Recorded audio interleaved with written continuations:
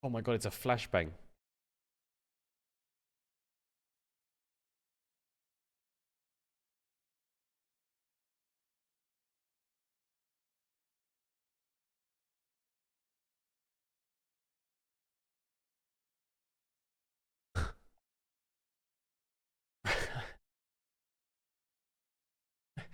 Bro, I just want to play League, like...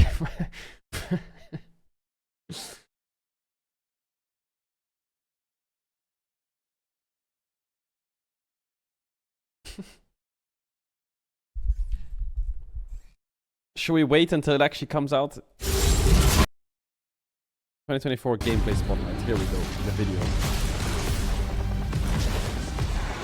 I know some things that they changed the map and they changed some things. Out with the old, in with the new. Welcome one and all to season 2024. We've got quite a few changes to share, from terrain adjustments to new monsters and items. Wait, this isn't on live, right? This is coming next year, or? Ready to see what's coming? Let's get into it. When is this coming out? When is this coming out? January. Yeah, January. Okay. Wait, where are we? Oh, it's top lane. These walls are different, and would you look at that? The brush is now in the middle of the river. Well, that'll make for a trickier gank path from... When you miss that one hair shaving your fucking chin. Would you look at that? The brush is now in the middle of the river.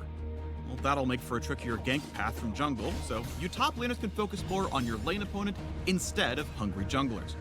We've got terrain changes across the entire map, actually. Like in mid lane, the brush is farther back from the lane now, and we've adjusted the walls to both red and blue sides for better symmetry. Overall, these adjustments should make it a little safer to play a variety of champions in mid lane, especially those mages with 0 dashes. Speaking of safety, we've also changed the walls opposite Baron and Dragon Pit for a bit more security while you're moving between lanes through the jungle. Finally, in bot lane, there's a new gank path on red side to make the map more symmetrical. We've also shifted the brush to the middle of the river so both teams can more reasonably fight for vision control. Look alive down there. New jungle paths aren't the only thing to keep your eye on this season. A new Void monster has found its way to the Rift. During the early game, a camp of 3 Void grubs will now spawn inside the Baron Pit. When you attack a grub, smaller Void mites appear to join the fight. Killing one of the Void grubs grants a permanent buff to your entire team that deals damage over time when attacking turrets. For every grub you slay, the buff becomes more powerful. After the first 3 grubs are killed, 3 more will spawn a few minutes later. If your team manages to kill all 6, then you unlock the maximum buff. When you attack a turret, you'll apply the damage over time and spawn some Void mites of your own to help take it down.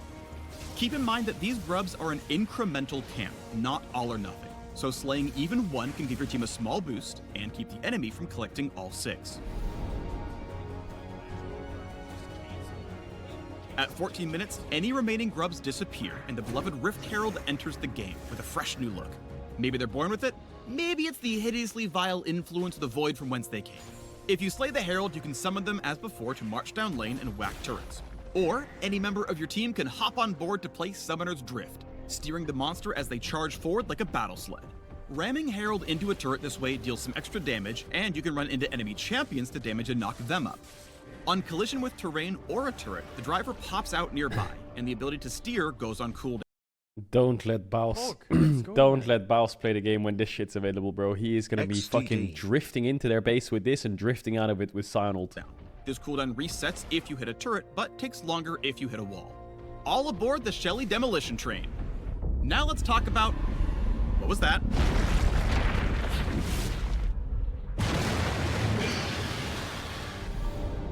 Baron Nashor, Voidborn Tyrant of the Rift, is back and badder than ever before.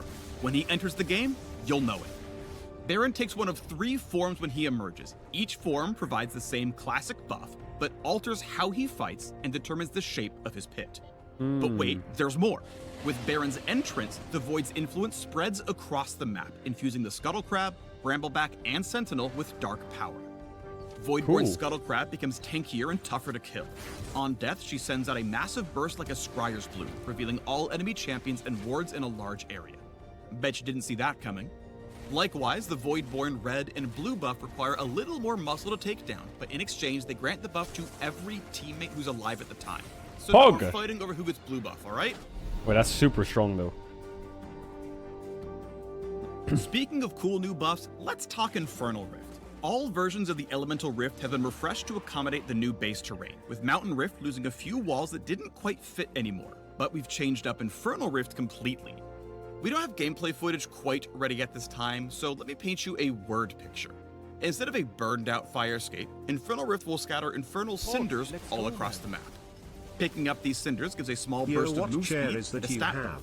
On death, half your collected cinders explode out for others to snag for themselves. I mean, you weren't using them anymore, right? Interesting. As in years past, we've made some item adjustments for this new season. Like, a lot of adjustments. For one, mythic items are out. Gone. Bigger. Poof. In their place, we're adding, removing, and updating a bunch of items across several champion classes. Mages, assassins, tanks, enchanters, fighters, and marksmen will all notice quite a few changes when they gear up this season. For example, the new Storm Surge for those AP assassins and burst mages who really want to shock the enemy.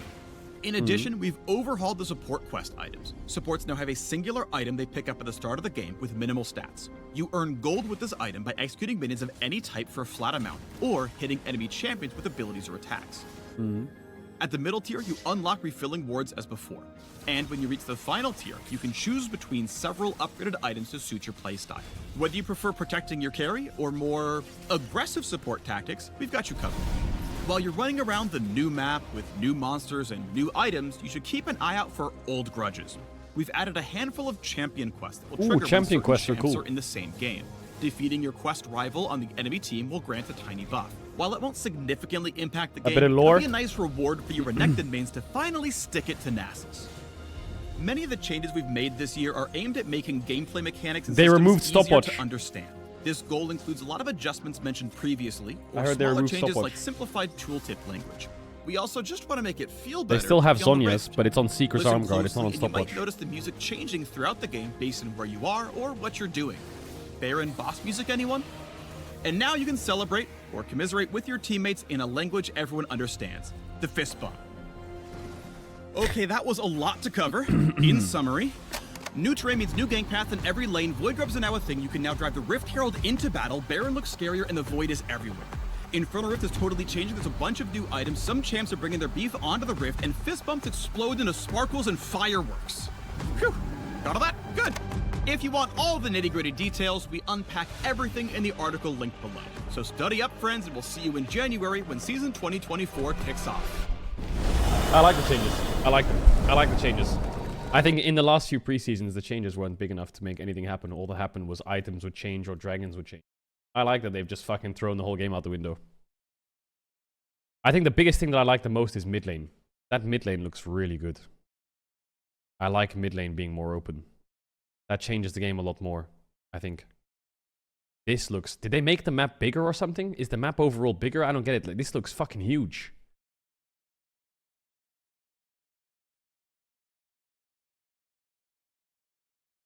Wow, this open space is really insane. Mid lane is a really wide lane now. All that you'd used to do in mid is you would just... Because it's a narrow lane, you just ward one side and hug that side. But now it looks so... You're just short. Ah, yeah, good one. Now it looks so open. Also, this bot gank path looks really awkward. Something about this just looks weird. Like, that just looks... I know they're trying to make the map symmetrical, but that just looks fucked up. What is that? He's right next to his tower. That's crazy to me. I feel like bot lane... They've opened up another gank path for bot, and they've closed a gank path for top when the game is already bot-centric. But to be honest, I think the way the game works, you can never stop the game being played around bot. Why? Very simple. No matter how do I describe this? No matter how strong you add... Okay, how do I describe this? No matter how many powerful available objectives are topside, the fact that bot side has a numbers advantage means that no matter how strongly you draft for top 3v3, having bot push into top is more important, because numbers advantage is always more important than champion strength. In most cases. Does that make sense? So no matter what, you'll play the game from bot. Because if your support can be there, and they have stronger 3-men, like your 4v3, so it just doesn't matter. So no matter how strong topside objectives will be, you'll always play for bot to be there first. So yeah, I think lane swap could be a thing, but I mean, I think if Riot wants to, they can just be like, oh, you're lane swapping? Top tower is now invulnerable for the first 5 minutes of the game.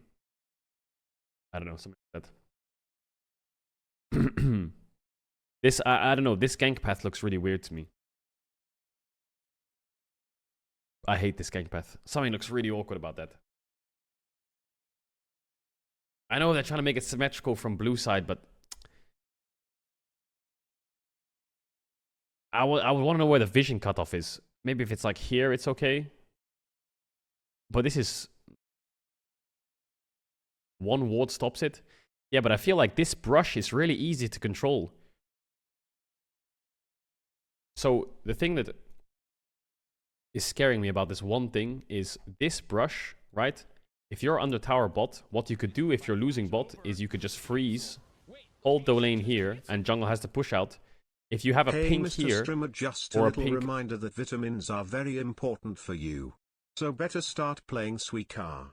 XDD. You have a pink here, it's hard to contest a pink because of the wall. Unless you're playing like a ranged jungler, but there's not that many ranged junglers, right? Unless you're playing like Graves or Nidalee or something. But in most cases, like Jarvan, Vi, Maokai, Sejuani, doesn't matter, Poppy, it's hard to take that wall if support and AD can move quick, you know? They can just defend their zone here. Whereas here, I feel like there's not much zone to defend. They don't have a wall they have to play around. They can just fuck with you in the river. I don't know. Something just feels really weird about this situation. I'm not going to go through all the item changes. I'm sure you guys want a big patch rundown, or you might want a big patch rundown. I landed like 5 hours ago from a fucking 18-hour flight. My brain can't comprehend numbers right now. Plus, a lot of this might change by the time it gets to live. I think a lot of this might change because PvE will always... Caedrel.